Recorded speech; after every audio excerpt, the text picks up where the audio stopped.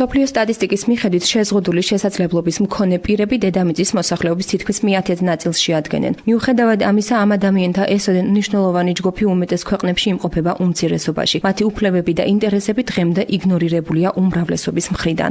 იამზე ლაკლაკიშვილის ოჯახში ორი შეზღუდული შესაძლებლობის მქონე პირი ცხოვრობს. 14 წლის მარიამი, რომელსაც ცერებრალური დამბლის დისკინეზური ფორმა აქვს და ხანში შესული მამა, რომელიც ასევე უკვე 13 წელია ეტლით მოსარგებლია. იამზე ლაკლაკიშვილი დიდი ხანია იბრძვის საკუთარი შვილის უფლებების დასაცავად. ადგილობრივ ხელისუფლებას საჩხერის რაიონში მან ორჯერ მიმართა თხოვნით, რაზეც ორივეჯერ უარი მიიღო. ამის შემდეგ იამზე ლაკლაკიშვილმა გადაწყვიტა ებრძოლა სამართლებრივი გზით და მან მიმართა კოალიცია დამოუკიდებელი ცხოვრებისათვის იურისტ ქეთი სვანიძეს. დიდი ბრძოლის შემდეგ მათ სასამართლო პროცესი მოიგეს, თუმცა იამზე ლაკლაკიშვილი და მისი ოჯახი კვლავ დისკრიმინაციის წინაშე დგას. მიუხედავად იმისა, რომ მოსამართლემ ივანე ყიფიანმა გამოიტანა ეს გადაწყვეტილება, მაინც დუმს მთავრობა ვაპირებთ ბრძოლას, რა თქმა უნდა. იცით რა არის ყველაზე ცუდი აქ? ის არის, რომ აღმოჩნდა, რომ თურმე მე ვიჩივლე.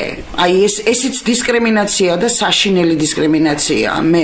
მე თუ სამართლებრივად ვიბრძვი და მივახციოთ ჩემი შვილის უკეთესი ცხოვრების პირობებს, ეს გამოდის, რომ ესე იგი მე ვიჩივლე. მარიამს უნებლიე მოძრაობა აქვს, სმენა დაქვეითებული, არ შეუძლია ელემენტარული შესრულება, მთლიანად დამოკიდებულია დედაზე. მიუხედავად ყველაფრისა, მას აქვს უნარი გამოხატოს დიდი სიყვარული ადამიანების მიმართ, რაც მათთან შეხვედრით გამოწეულ სიხარულში ჩანს მის თვალებში და თითქოს ისე გიღიმის, რომ არ მისცე თავს უფლება მისგან წასვლა იჩქარო. ხელს გიწვდის და ჩახუტებას ითხოვს. მას ყავს მეგობრები დღის ცენტრში, მაგრამ შედეგად იმისა, რომ პანდუსის არარსებობის პრობლემას 14 წლის მარიამის დედის ჯანმრთელობის მდგომარეობაც ეწირება, ბაბუას და შვილიშვილს შიდა პატიმრობაში უწევთ ყოფნა. მარიმ სახეზე მატყობს მე როგორი განცდა მაქვს იმ წუთში, როგორი ხასიათი მაქვს და ბედნიერდება იმით თუ მე ვიღიმი, უბედურია მაშინ თუ მე მაქვს ძალიან ტანჯული სახე. მინდა რომ აი მთლიანად გაიხსნენ მშობლები, მთლიანად არ გაჩვნენ, როცა ხედავენ თავის შვილის მიმართ რაღაცა ისეთი ხდება, რაც არ უნდა მოხდეს,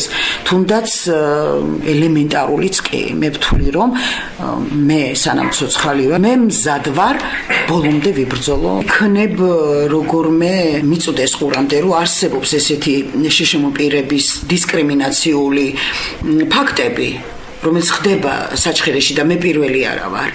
იცოდეს ბატონმა გივი ჭიჭინაძემ, რომ ნამდვილად კარგი პიროვნება, ნამდვილად გულთან მიიტანს, დარწმუნებული ვარ და ვითხოვთ ელემენტარულს მარტივი კონსტრუქციით მოხდეს ჩვენი აი ამ ორი ეტლიანის გარემოსთან ადაპტირება. თუ რა მდგომარეობა გვაქვს დღეს საქართველოში შეზღუდული შესაძლებლობის მქონე პირთა უფლებების დაცვის მხრივ, ამის შესახებ კოალიცია დამოუკიდებელი ცხოვრებისათვის იურისტმა ქეთი სვანიძემ ისაუბრა. დღესდღეობით უკეთესი მდგომარეობა მკუთხით, ვიდრე იყო გუშინ და გუშინწინ. ვინაიდან სამართლებრივი ბაზა შეიძლება ითქვას დარეგულირდა ამ მკუთხით, საქართველომ 2014 წელს მოახდინა რატიფიცირება საერთაშორისო დოკუმენტის, ეს გახლავთ გაეროს კონვენცია შეზღუდული შესაძლებლობის მქონე პირთა უფლებების დაცვის შესახებ და ამ კონვენციის რატიფიცირების შემდეგ საქართველოს სახელმწიფომ აიღო რიგი ვალდებულებებისა, რათა დაიცვა შეზღუდული შესაძლებლობის მქონე პირთა უფლებები. ყველას აქვს უფლება დაამყაროს კავშირი გარესამყაროსთან, გათბეს მზის სხივებით და გაუღიმონ ადამიანებმა. ჩვენ უნდა შეძლოთ სხეულის მიღმა დამალული მეს დანახვა. თემში ცხოვრება ყველა ადამიანისთვის სასარგებლოა.